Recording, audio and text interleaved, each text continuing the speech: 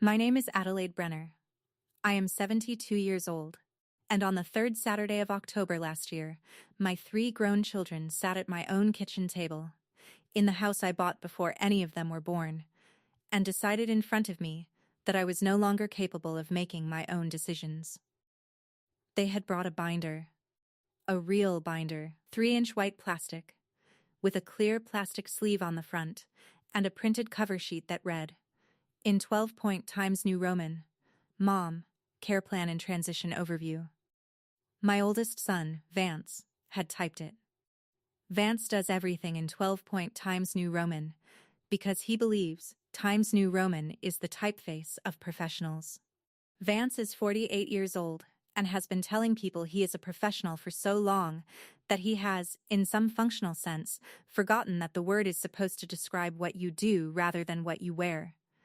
Inside the binder were tabs. 6 of them. Section 1. Medical concerns. Section 2. Cognitive observations. Section 3. Financial vulnerabilities. Section 4. Property disposition options. Section 5. Recommended facility comparisons. Section 6. Family statement of concern. They had brought tea. My daughter Lorelei had made it in my own kitchen, in my own kettle, using my own English breakfast tea bags, and she had set out a tray of supermarket shortbread because my daughter Lorelei, even at 45, does not understand that a serious conversation requires the absence of garnish. My youngest Win had brought a man I had never met. A man in his early 30s, wearing a charcoal suit that did not fit him in the shoulders, holding a leather portfolio that he kept across his lap with both hands like a shield. Win introduced him, after I had already sat down, as a family advisor who specializes in these transitions. A family advisor. The man had a card. The card said Senior Transition Consulting. He gave the card to me with both hands, the way a young man gives a credential to a woman he assumes will be impressed by it. I took the card. I read it. I set it face down on the table beside my teacup. I did not give it back. I did not throw it. I simply set it down. He noticed. I made sure he noticed. They thought they had caught me unaware. They had not. I had known about the binder for 11 days. I had known about Win's family advisor for 6.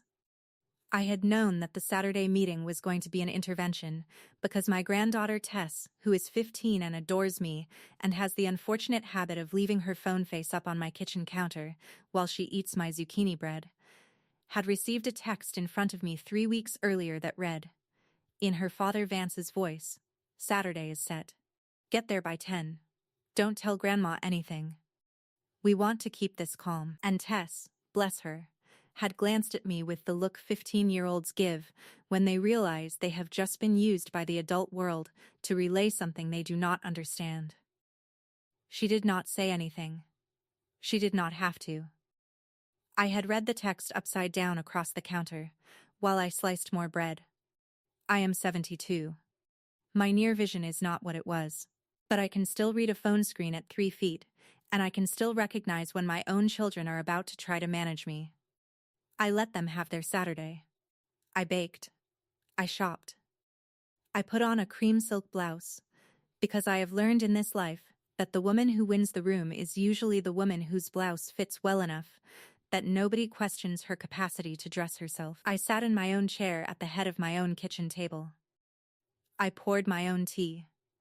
I waited. What my children did not know, what they had forgotten, what they had never actually known because I had built a habit 40 years ago of leaving my work at the office door, was that before I retired in 2017, before I became simply Grandma to Tess and Mom to them, I had spent 31 years as a federal prosecutor in the Department of Justice, Public Integrity Section. I had tried 63 cases.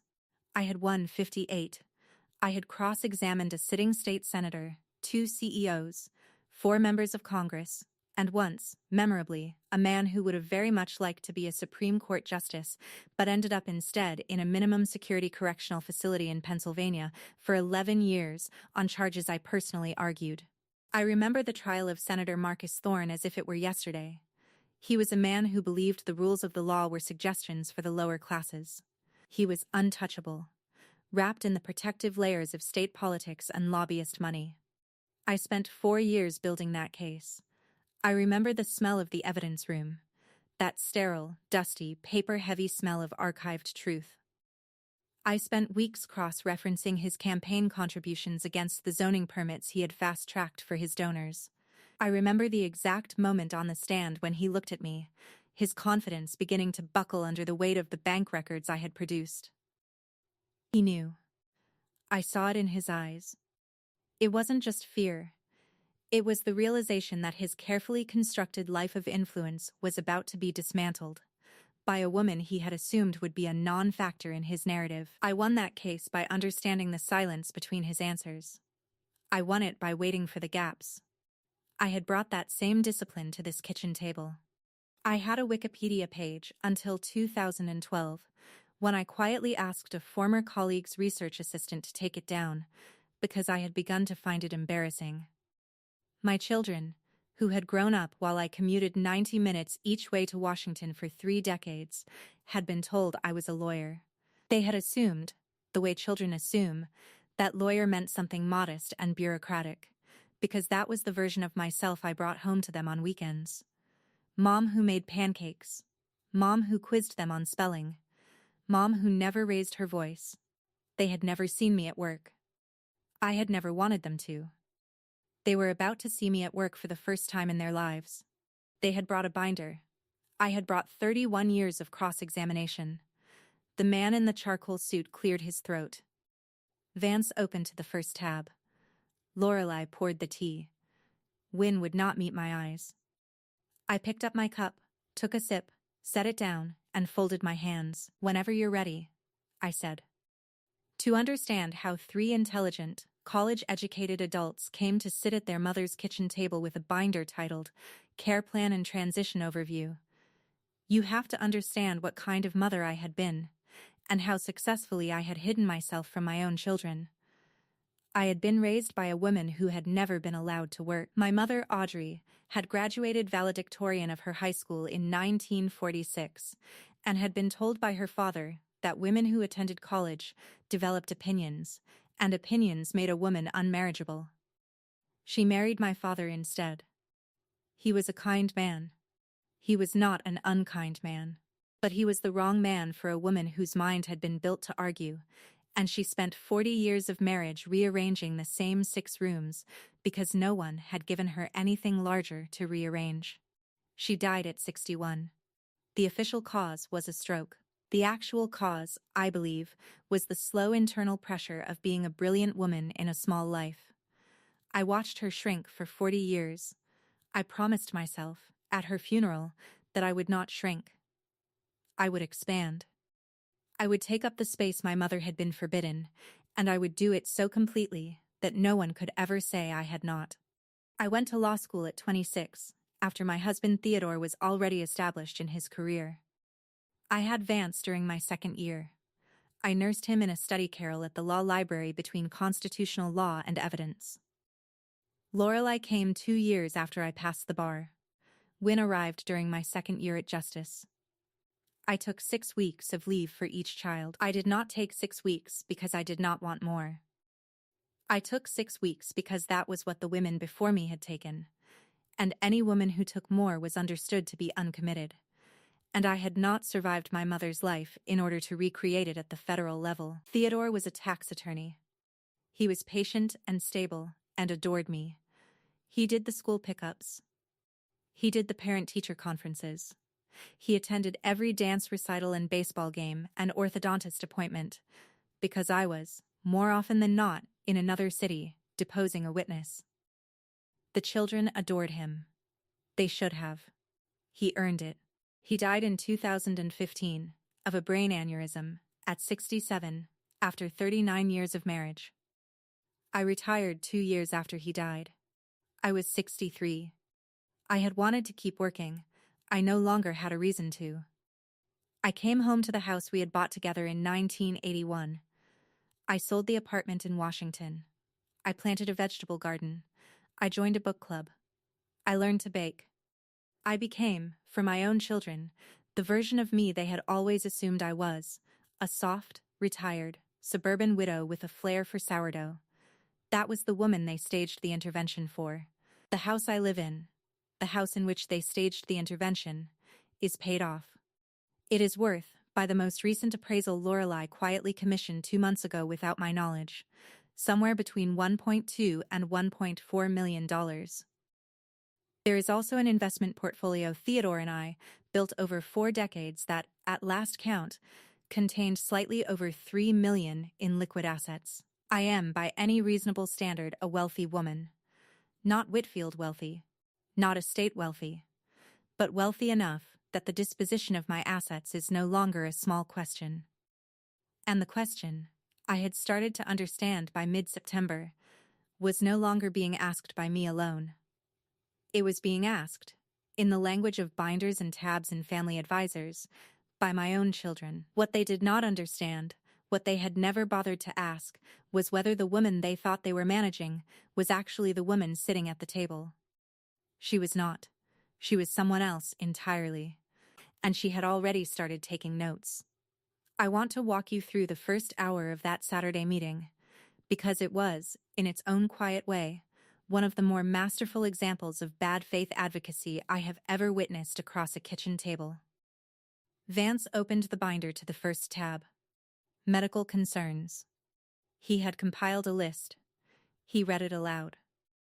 Item 1. Mom forgot Tess's piano recital in May. Item 2. Mom called Win at the wrong number twice in July. Item 3. Mom left a pot of water on the stove during Lorelei's visit in August, and Lorelei had to turn it off. Item 4. Mom does not always wear her hearing aids. Item 5. Mom's responses to questions sometimes take longer than they used to. Item 6. Mom seems to Brielle easily startled. I let him finish. I sipped my tea. I did not interrupt. Then I picked up the pen I had placed on the table earlier.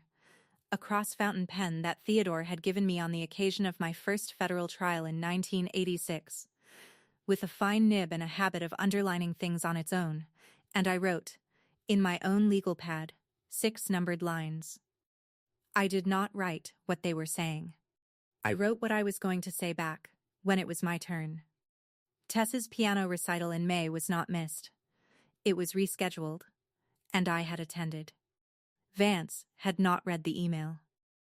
The wrong number for Win was a phone number Win had given me himself, then switched back without telling me.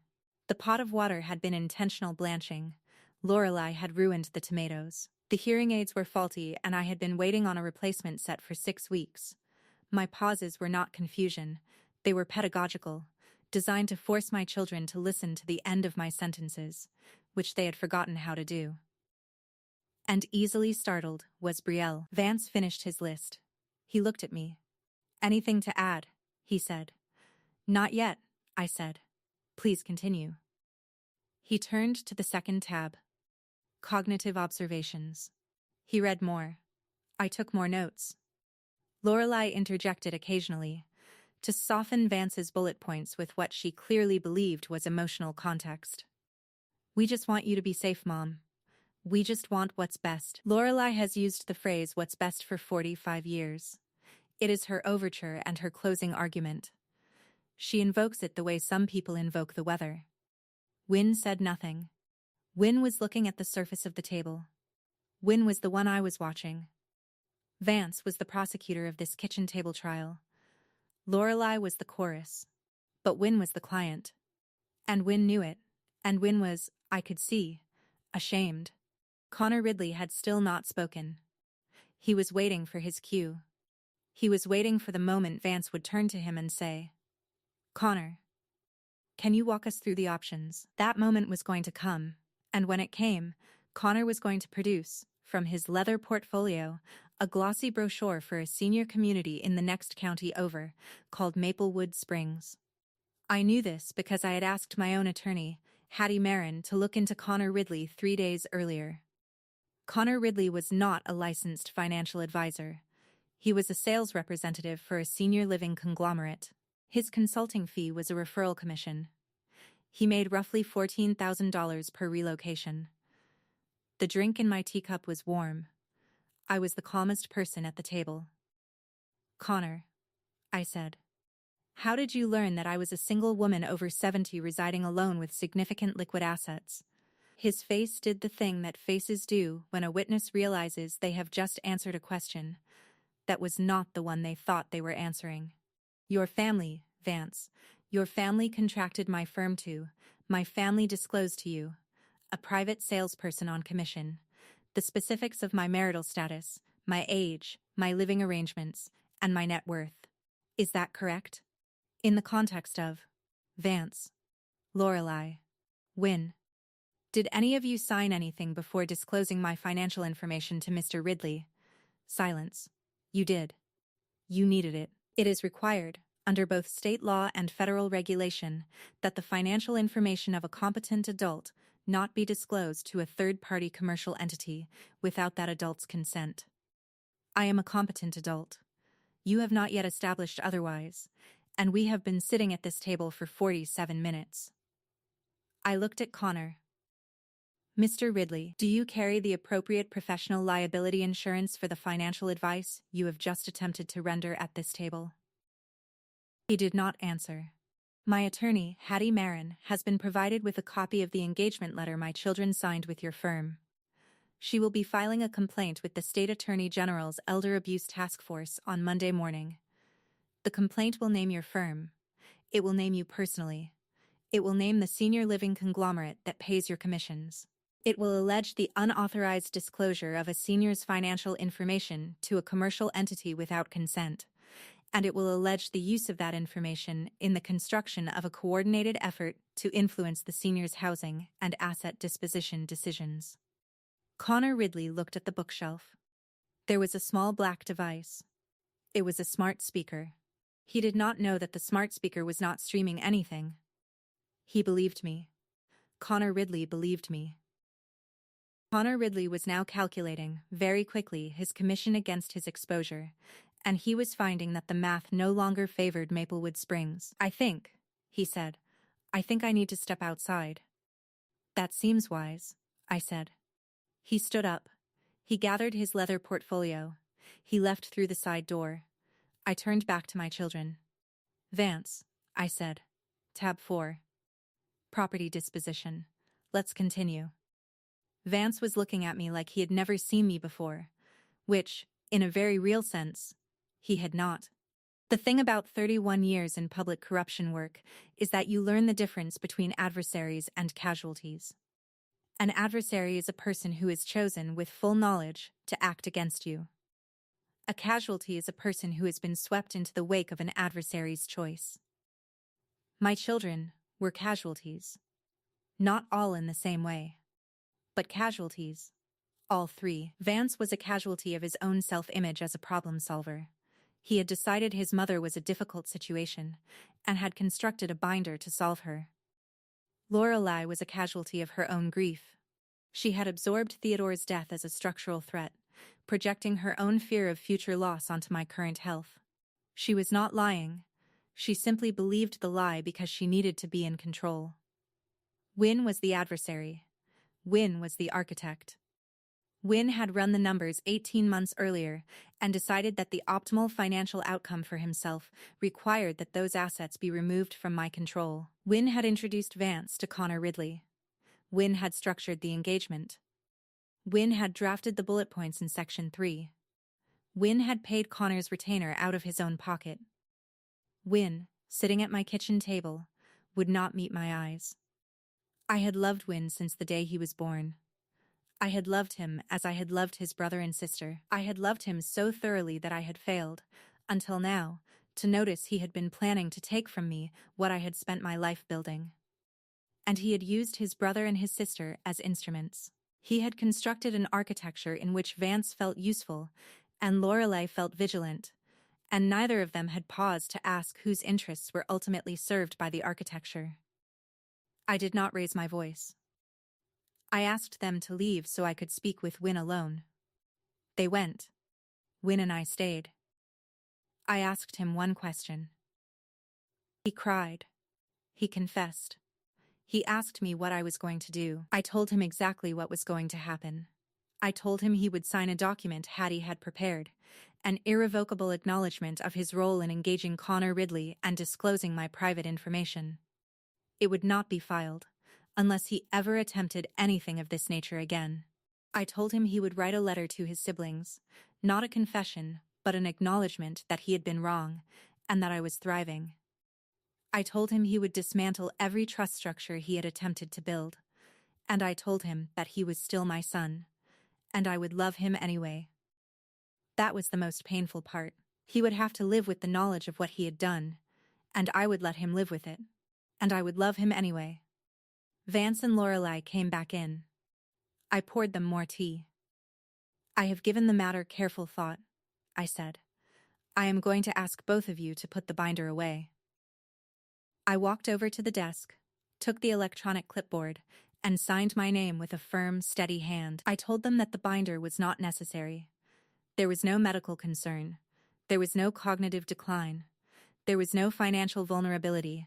There was no need for a transition. I would be more present in their lives, so they would not need to manufacture binders to convince themselves they understood mine. Vance nodded. Lorelei wiped her eyes. They were stunned. They were recalibrating. They had lost the narrative they had spent months building.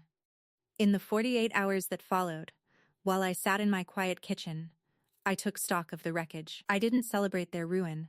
I simply noted it the way a title attorney notes the resolution of a disputed land boundary. They had tried to use a fake health crisis to steal an estate.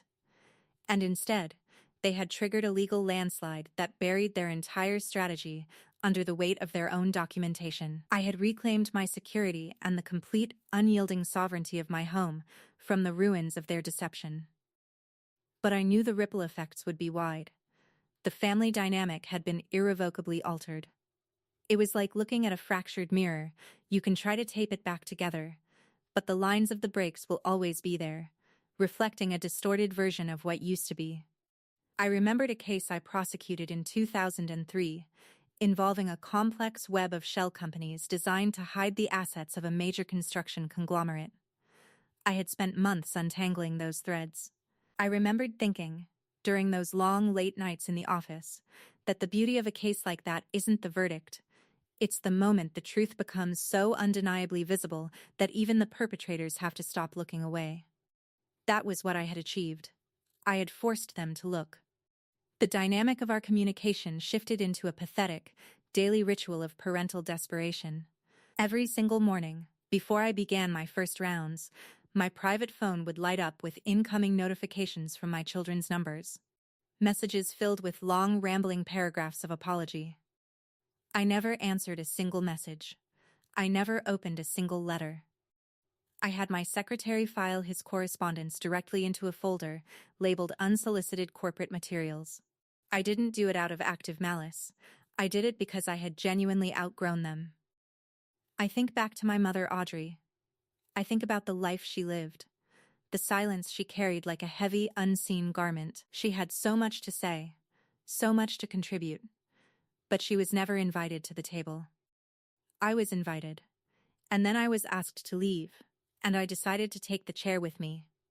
This morning I walked out onto the high concrete balcony of my life, holding a hot cup of black coffee in my hands, as the first rays of the golden sun broke through the fog.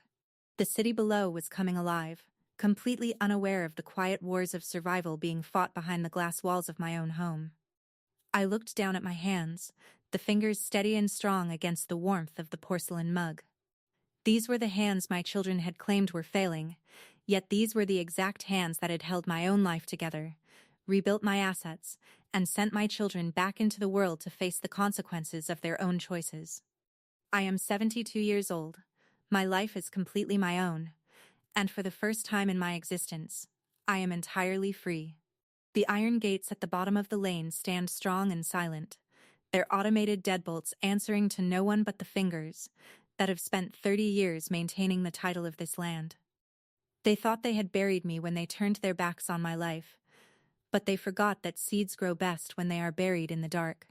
I turned around, stepped through the heavy oak double doors, and let the deadbolts click shut behind me, sealing my world in an absolute, beautiful silence that will never be broken again. I think about the future. I think about Tess. She is 15, and she is at the age where the world starts to try to categorize you. She will hear stories about her father and her mother. She will hear things about her grandmother. But one day, I will sit her down in this library, and I will tell her the truth of who I was, and who she can be if she chooses the work over the performance. I will tell her about the binder, and the teapot, and the tea, and the pen that Theodore gave me. I will tell her that there is no asset in this world more valuable than the truth of one's own character. The sun is high now. The garden needs tending. I have a long list of things to do today, none of which involve anyone else's expectations. I pick up my pruning shears, head toward the back garden, and lose myself in the rhythm of the work. The work is good. The work is mine. The silence is golden. And I am, finally, exactly who I meant to be.